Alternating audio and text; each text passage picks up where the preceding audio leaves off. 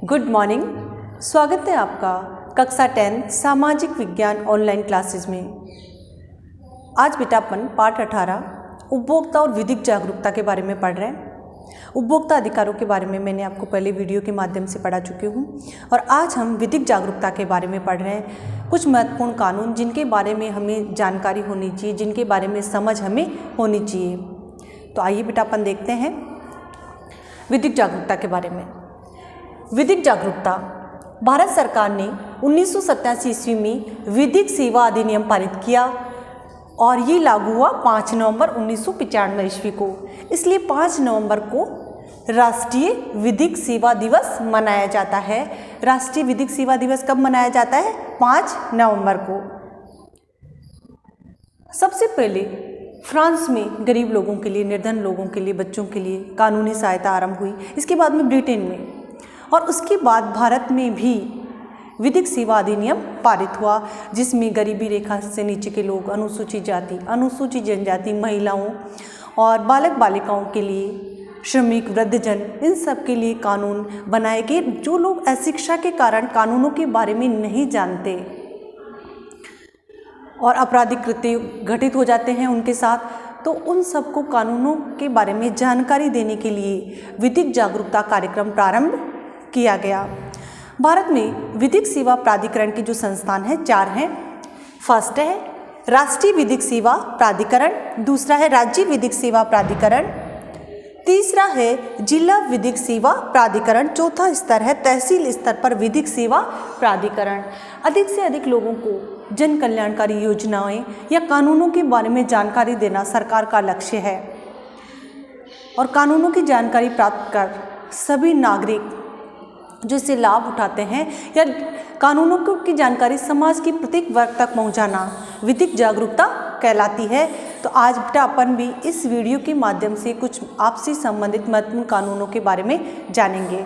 अपने राजस्थान राज्य विधिक सेवा प्राधिकरण, इसकी स्थापना 1987 के अधिनियम के तहत की गई और इसका मुख्यालय राजस्थान उच्च न्यायालय भवन जयपुर में स्थित है। तो कुछ नियम या कानून जो आपके लिए बहुत ही महत्वपूर्ण है, तो उन पर अपन चर्चा करते हैं। सबसे पहला है बेटा आपके पॉक्सो एक्ट, बहुत ही महत्वपूर्ण। वर्तमान में बाल अपराध बढ़ते जा रहे हैं, ऐसी स्थिति में हमें इस एक्ट के बारे में जानकारी होना आवश्यक है। इसका पूरा नाम है protection of children from sexual offences act. 2012 में ये अधिनियम बना। 2018 में इसमें कुछ परिवर्तन किए गए, इसकी धारा 12 और 14 में, और इसे और अधिक कठोर बना दिया गया। इसमें ये प्रावधान किया गया धारा 12 और 14 के अंतर्गत जो बच्चों के साथ किसी भी प्रकार का यौन अपराध करते हैं उन्हें कड़ी सजा या मृत्यु दंड का प्रावधान कर दिया गया है। और बेटा आपके लिए एक महत्वपूर्ण सूचना, जो चिल्ड्रन हेल्पलाइन नंबर है 1098, कभी भी आपके साथ कोई अप्रिय घटना घटित होती है तो अपन इस नंबर पर कांटेक्ट कर सकते हैं। महिलाओं के लिए भी जो all India women helpline number है वह है 1090 और 1091। महिलाओं के लिए है 1090 और 1091। तो इन नंबर पर, इन हेल्पलाइन पर अपन सूचित कर सकते हैं। दूसरा जो महत्वपूर्ण कानून है वह है बाल विवाह प्रतिषेध अधिनियम 2006। भारत में ये परंपरा रही कि आखा तीज पर छोटे छोटे बच्चों का विवाह कर दिया जाता है उनकी शिक्षा प्राप्त करने से पहले ही। तो बाल विवाह प्रतिषेध अधिनियम पारित किया गया 2006 में और इसमें लड़के की आयु 21 वर्ष और लड़की की आयु 18 वर्ष होनी चाहिए। बाल विवाह करने वाले माता पिता को 2 साल के लिए जेल डाला जा सकता है और 1 लाख रुपए जुर्माने का प्रावधान है। तीसरा जो महत्वपूर्ण कानून है वो अपन बात करते हैं नकल विरोधी कानून। बोर्ड क्लास में है बेटा आप सभी, तो आपको इसकी जानकारी होनी चाहिए। अगर आपको नकल करते हुए पकड़ा जाता है तो 3 वर्ष के कारावास का प्रावधान है, 3 साल की जेल हो सकती है, 2000 रुपये जुर्माना है और सबसे महत्वपूर्ण ये कि आपराधिक प्रकरण दर्ज हो जाता है। आप हमेशा के लिए अपराधी हो जाते हैं, इसके आपराधिक प्रकरण आपके ऊपर चलता है। तो ये बहुत ही महत्वपूर्ण है, आपको ध्यान होना चाहिए। बोर्ड क्लास में आपको नकल नहीं करना, किसी भी क्लास में नकल नहीं करना है। फिर इसके बाद में जो अगला कानून है बेटा वो है दुर्घटना मृत्यु पर सहायता जो असंगठित क्षेत्र के श्रमिक होते हैं, काम करते हुए उस क्षेत्र में उनकी मृत्यु हो जाती है, तो राज्य सरकार के द्वारा जो पंजीकृत श्रमिक होते हैं उनको 5 लाख रुपए की सहायता दी जाती है। कितनी? 5 लाख रुपए। फिर इसके बाद लेकिन कई लोगों को इन कानूनों की जानकारी नहीं होती और पंजीकृत श्रमिक होते हैं भी वो ये फायदा नहीं उठा पाते।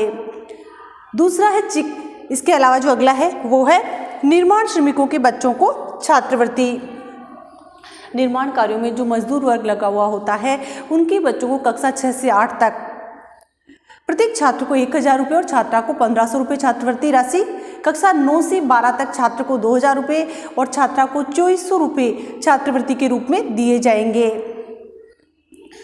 और स्नातक स्तर पर छात्र को 4000 रुपये और छात्रा को 5000 रुपये स्नातकोत्तर। ठीक है, स्नातकोत्तर पर छात्र को 6000 रुपये और छात्रा को 8000 रुपये छात्रवृत्ति देने की योजना है। इसके बाद में जो नेक्स्ट है प्रसूति सहायता योजना। महिला हितकारी योजना में 2 प्रसव के लिए प्रति प्रसव पर 6000 रुपये प्रदान किए जाते हैं। राज्य सरकार की योजना है। इसके अलावा राजस्थान विश्वकर्मा गैर संगठित कामगार अंशदायी योजना, पंजीकृत श्रमिकों के जीवन सुधार के लिए अंशदायी पेंशन लाभ दिया जाता है। इसके अलावा जो अगली योजना है मातृत्व लाभ अधिनियम। जो पंजीकृत महिला श्रमिक होते हैं उनको बच्चे के जन्म के पूर्व 6 सप्ताह का अवकाश दिया जा सकता है। तो इस तरह राज्य सरकार की बहुत सारी महत्वपूर्ण योजनाएं हैं, लेकिन लोगों को विधिक जागरूकता नहीं होती और इस विधिक जागरूकता नहीं होने के कारण वे इसका लाभ नहीं उठा पाते। राजस्थान राज्य प्राधिकरण की कुछ कार्य भी तय किए गए हैं। राज्य प्राधिकरण का पहला कार्य ये होता है कि वह केंद्रीय सरकार की नीति और निर्देशों को क्रियान्वित करे। यानी जो राष्ट्रीय विधिक सेवा प्राधिकरण है उसने जो नियम बनाए हुए हैं जन कल्याणकारी योजनाओं से संबंधित, कानूनों से संबंधित, तो राज्य सरकार का ये कार्य है कि वह उन नीति और निर्देशों को क्रियान्वित करे, उनको लागू करे। दूसरा है ऐसे व्यक्तियों को विधिक सेवा देना जो इस अधिनियम के अधीन मानदंडों की पूर्ति करते हैं। तीसरा है लोक अदालतें और जिनके अंतर्गत न्यायालय के मामलों के लिए लोक अदालतें हैं उनका संचालन करना। चौथा है निवारक और अनुकूलन विधिक सहायता कार्यक्रमों का जिम्मा लेना। ये राज्य सरकार के कार्य हैं। इसके अलावा है स्थायी लोक अदालतों का संचालन, ऐसी कृत्यों का पालन करना जो केंद्रीय प्राधिकरण द्वारा निर्देशित किए जाए। फिर विधिक जागरूकता करने के उपाय। तो ये विधिक जागरूकता लोगों में कैसे फैलाई जा सकती है, इन कानूनों के बारे में हम कैसे लोगों को जागरूक कर सकते हैं। इसके लिए विधिक साक्षरता शिविर आयोजन किए जाते हैं। वर्तमान में तो विद्यालयों में भी 5 नवंबर को विधिक साक्षरता शिविर आयोजित किए जाते हैं। छात्राओं को कानूनों की जानकारी दी जाती है। तो इसके पहला तो ये हो गया कि जो न्यायिक अधिकारीकरण है विधिक जागरूकता टीम के द्वारा विद्यालय, महाविद्यालय, स्कूल और आसपास की संस्थाओं या गांवों में जाकर विधिक जागरूकता कार्यक्रम चलाते हैं, जानकारी देते हैं। दूसरा है मोबाइल वैनों के माध्यम से गांव-गांव में सचल लोक अदालत और विधिक जागरूकता अभियान चलाना। तीसरा है आकाशवाणी, दूरदर्शन या रेडियो के माध्यम से कानून की बात साप्ताहिक कार्यक्रम का प्रसारण किया जाना ताकि लोग इसके बारे में जान सकें। जिला विधिक सेवा प्राधिकरण द्वारा पर्ची और लघु पुस्तिकाएं छपवाना ताकि लोगों को कानूनों के बारे में जानकारी प्राप्त सूचना के अधिकार की। भारत के संविधान में हर नागरिक को बोलने की स्वतंत्रता दे रखी है। जनता टैक्स देती है, इसीलिए जनता को ये जानने का अधिकार है कि उसके द्वारा चुकाई गई रकम का सही प्रयोग हो रहा है या नहीं। कामों की गुणवत्ता कैसी है, सरकार की जनता के प्रति क्या जवाबदेही है। किसी नागरिक द्वारा मांगने पर सरकारी अधिकारी कर्मचारी द्वारा सूचना उसे देनी होगी। और सूचना जानकारी लेना नागरिकों का अधिकार है, इसी सूचना का अधिकार कहा जाता है। लोकसभा के द्वारा बेटा ये कानून 15 जून 2005 को पारित हुआ। राष्ट्रपति जी के हस्ताक्षर के बाद ये कानून पूरे देश में 13 अक्टूबर 2005 को लागू हो चुका है। तो सूचना का अधिकार अधिनियम कब प्रभावी हुआ, कब पारित हुआ या कब लागू हुआ? 13 अक्टूबर 2005 को।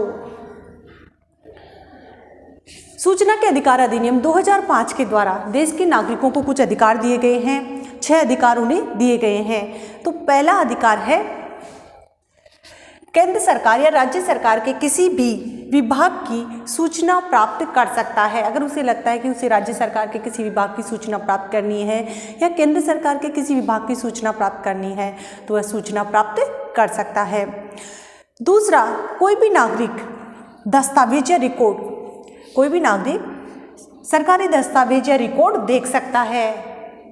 किस मद में कितना खर्च कहाँ हुआ है, ये जानकारी वो प्राप्त कर सकता है। साथ ही दस्तावेजों की प्रमाणित प्रतियां भी वो अपने साथ ले जा सकता है। नेक्स्ट, सरकार के द्वारा किए जा रहे काम को भी वह देख सकता है। और साथ ही चौथा, काम में आने वाली सामग्री कैसी है उसके नमूने ले सकता है, सैंपल ले सकता है, उनकी गुणवत्ता देख सकता है। अर्थात सरकार के द्वारा जो काम किए जाते हैं उनको देख सकता है प्रत्यक्ष रूप से। उन काम में आने वाली सामग्री के नमूने या सैंपल भी ले सकता है कि किस गुणवत्ता के हैं।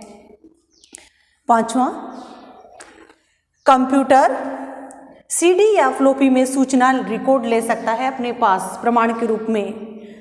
कंप्यूटर भी ले सकता है, कंप्यूटर में ले सकता है, सीडी में ले सकता है, फ्लॉपी में ले सकता है। इसके अलावा मजदूरी की मस्ट्रोल, नरेगा जैसी योजना चल रही है तो उससे संबंधित मजदूरी के मस्ट्रोल, टेंडर के दस्तावेज, केस बुक, विभाग की योजनाएं भी वह ले सकता है। तो इस प्रकार सूचना का अधिकार अधिनियम जो 13 अक्टूबर 2005 में देश में लागू हुआ, इसके तहत नागरिकों को 6 अधिकार प्रदान किए गए हैं। अब आगे सूचना कैसे प्राप्त करें, सूचना प्राप्ति का तरीका क्या है। कोई भी नागरिक जो सूचना लेना चाहता है उसे निर्धारित प्रपत्र पर आवेदन पत्र देना होता है और आवेदन पत्र के साथ क्या करना होगा, 10 रुपये नकद या पोस्टल ऑर्डर के रूप में जमा कराने होंगे। अब इसमें भी यह है कि अगर सूचना बड़े आकार के कागज़ की नकल की है तो उसे अलग से पैसे देने होंगे, पैसे बढ़ जाएंगे। सीडीएफ फ्लॉपी के लिए 50 रुपये जमा कराने होते हैं और अगर किसी चीज़ की उसे प्रतिलिपि लेनी है प्रमाण के रूप में तो वह 2 रुपये प्रति पृष्ठ की दर से पैसे देने होंगे फोटोकॉपी के लिए। रिकॉर्ड या दस्तावेज देखने के लिए 10 रुपये, जमा कराने के बाद 1 घंटा निःशुल्क रिकॉर्ड देख सकते हैं। आपने 10 रुपये जमा करा दिए, फिर आप रिकॉर्ड देख सकते हैं 1 घंटे तक। लेकिन उसके बाद हर 15 मिनट या उससे कम समय के लिए 5 रुपये एक्स्ट्रा देने होंगे। आवेदन के 30 दिन के अंदर सूचना प्राप्त कर सकेगा। व्यक्ति के जीवन या स्वतंत्रता के बारे में अगर कोई सूचना है तो 48 घंटे में उसे प्राप्त होगी। सहायक सूचना अधिकारी 35 दिन में सूचना मंगवा करके देगा। उसकी जिम्मेदारी है कि वह उस व्यक्ति को सूचना मंगवा करके दे। और अगर समय अवधि के अंदर सूचना न मिलने पर सूचना देने से इनकार माना जाएगा तो ऐसी स्थिति में उस संबंधित विभाग पर कार्रवाई की जा सकती है। सूचना नहीं देने पर जुर्माना अथवा पेनल्टी का प्रावधान है। जैसे कि सूचना देने वाला अधिकारी बिना किसी सही कारण के आवेदन लेने से मना करे, जानबूझकर गलत या अधूरी सूचना दे तो 250 रुपये जुर्माना, रोजाना कुल 25,000 रुपये तक का जुर्माने का प्रावधान है। हाँ बेटा, इसमें भी कुछ लिमिट्स हैं। कुछ विभाग ऐसे हैं जिनके बारे में सूचना नहीं मिल सकती। तो वो विभाग कौन से हैं? राज्य की सुरक्षा संबंधी सूचना नहीं दी जाएगी। दूसरा, सुरक्षा रणनीति, विज्ञान और आर्थिक मामलों की जो गोपनीय जानकारियाँ होती है वो भी नहीं दी जाएगी। विदेशों से प्राप्त कुछ गोपनीय सूचनाएं हैं वो उनकी जानकारी नहीं मिल सकती। न्यायालय, संसद या विधानसभा के अधिकार का अगर किसी चीज़ से हनन हो रहा है तो वो सूचना भी नहीं दी जाएगी। गुप्तचर ब्यूरो, सीमा सुरक्षा बल, अपराध या जिससे सुरक्षा को खतरा हो तो ऐसी सूचनाएं नहीं दी जा सकती। बाकी हम सारी सूचनाएं ले सकते हैं। Thank you. अगर वीडियो पसंद आया तो लाइक करें और अगर आपको कोई प्रॉब्लम आ रही है तो आप मुझसे वापस कंसल्ट कर सकते हैं, पूछ सकते हैं। Thank you.